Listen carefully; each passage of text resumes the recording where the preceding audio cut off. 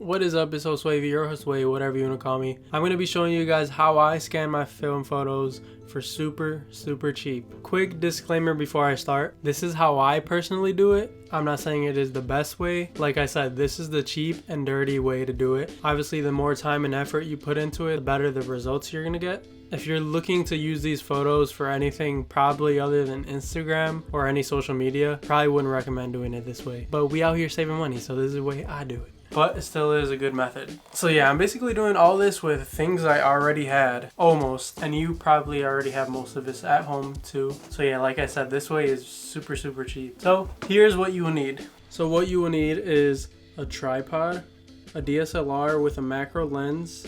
I do not have a macro lens, but I make it work. My lens, thankfully, it focuses relatively close, and if you don't have a macro lens either, you could buy like extension tubes to make your lenses macro. They're pretty cheap on Amazon and stuff. You will need a light source to backlight the film. I personally just use my mom's iPad, and I've scanned a couple rolls on my phone.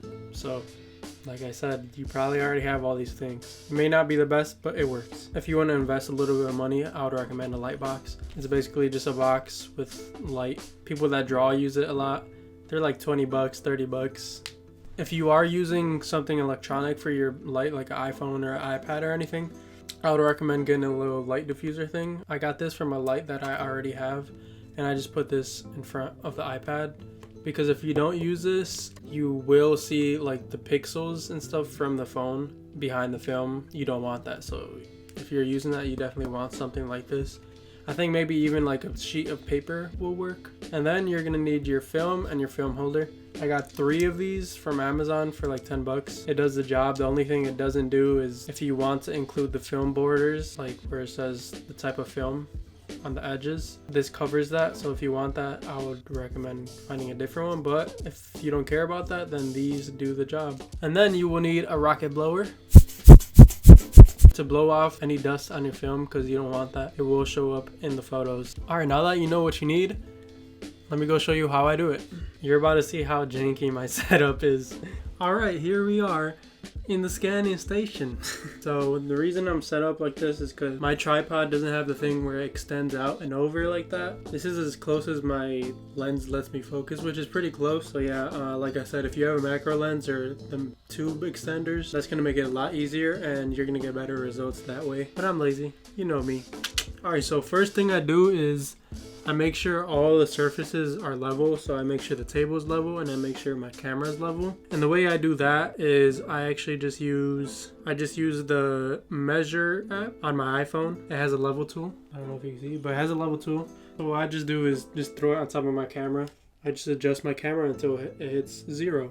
And then I do the same thing with the table. And yeah, that's how you see if everything's level. The reason you want everything level is because if it's not level, then your film is going to be sitting like this. It's very possible that your camera just focuses on this side of the film and then not this, so it'll be out of focus. Dude, I'm super uncomfortable right now, but this is what we do for videos, baby. And then after I'm done leveling everything, I put a white screen on the iPad, or just put your light source here. I just went on Google and looked up a white screen, and then yeah, I just put it on the iPad, zoomed in a little bit, and now I have a backlight. And then I put the little diffuser thing on top.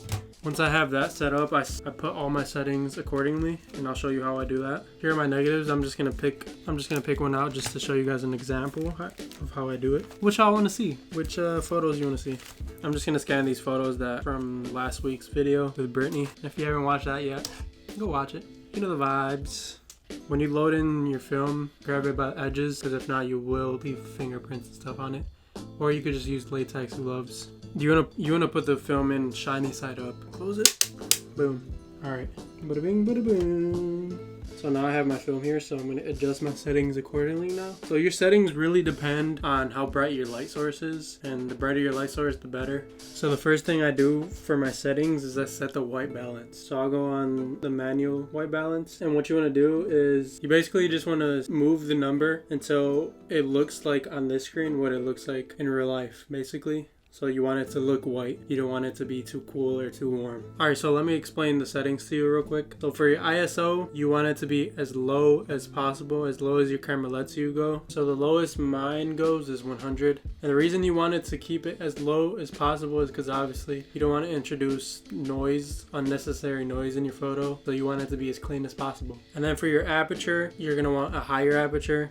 So between probably like 5.6 to 11, again depending on how bright your light source is. And the reason you want a higher aperture is because you want a deeper depth of field so that your photo isn't out of focus very easily. So the higher it is, the more technically is going to be in focus. And then your shutter speed, that could really be anything. Again, that's depending on how bright your light source is. So right now my settings are at half a second. My f-stop is at 5.6. If I had a brighter light source, I would definitely stop it up more for the f-stop. That's why I think you should invest in a light box, because those do get pretty bright, and that's what you want. So this is what it looks like from my angle. These are my settings. Boom, boom, boom. So before I start scanning, I blow everything off with my blower so there's no dust. So I'll blow the film. Boom, boom, boom.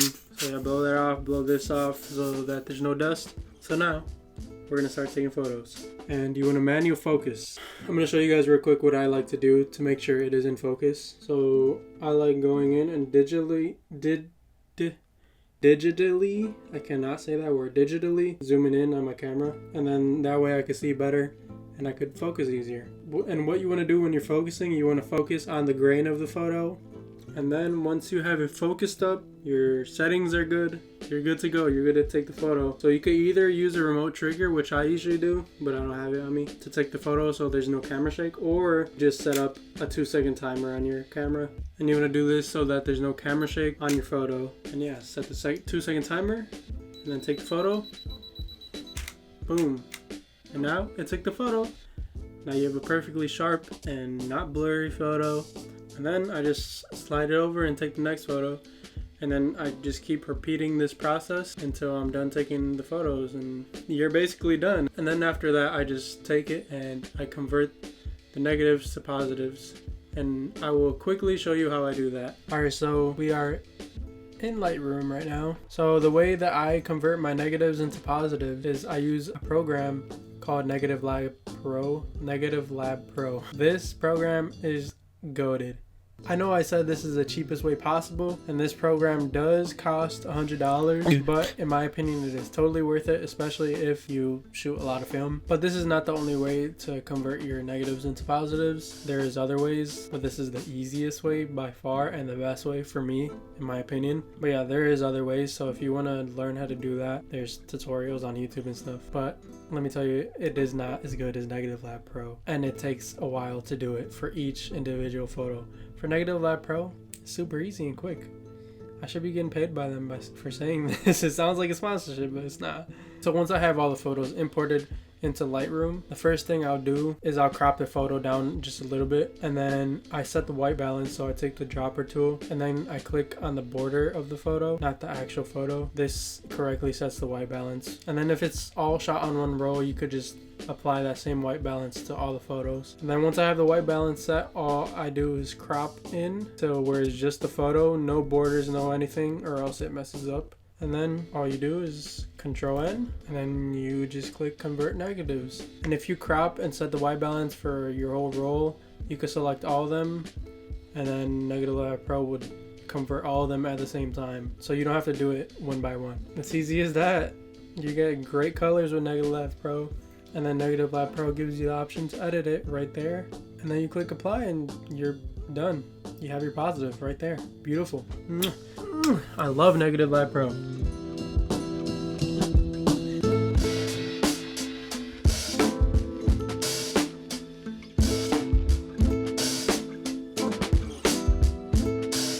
Alright guys, that is it. That is how I scan my film photos. I hope you guys learned something from this. If you have any questions, don't be afraid to ask. Just comment it down below, or you could message me on my Instagram. Let me know if you use my little ratchet technique. And to see more of my work, head over to my Instagram if you don't follow me already, @HostWavy. And if you're new here, subscribe. I upload every Wednesday, and my content is based around photography, lifestyle stuff, vlogs. Yeah, we have fun on this channel, so you're missing out if you don't subscribe. And if this video helped you a little bit, hit that like button because it does help a lot. And yeah, thanks for watching. I will see you next week. Don't forget to like, subscribe, and stay blessed.